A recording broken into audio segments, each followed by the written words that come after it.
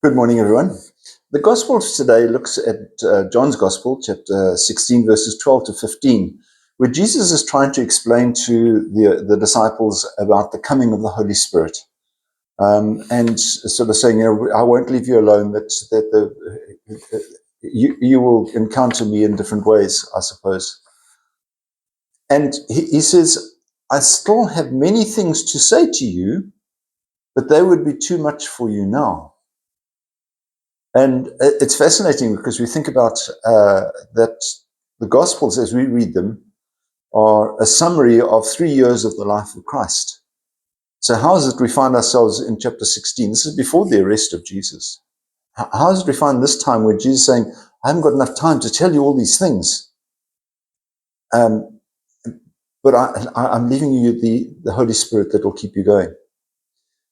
I sometimes think that maybe that's a question that we might pose every time we stand up to preach.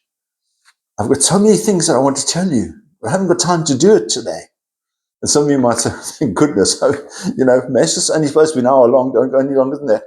Well, sometimes it is and sometimes it isn't. But we only have a short time in our formal contact with one another to deal with some of the issues that Jesus tells us about. There are a lot more that we can learn about.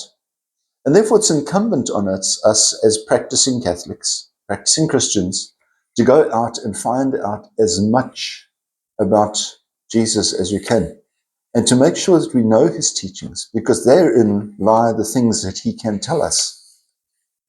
There are many more things that we could tell you, but we haven't got time to do it today, certainly not in these 3 minutes that I'm chatting to you this morning.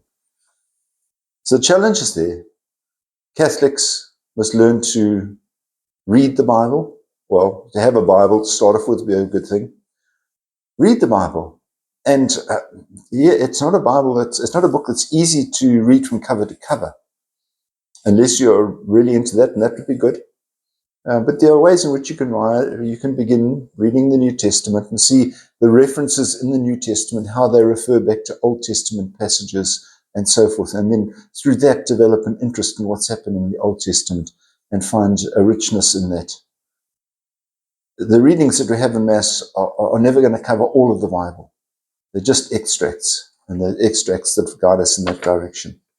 And today the Lord is saying, I'm going to send the Holy Spirit to you guys. Are you ready?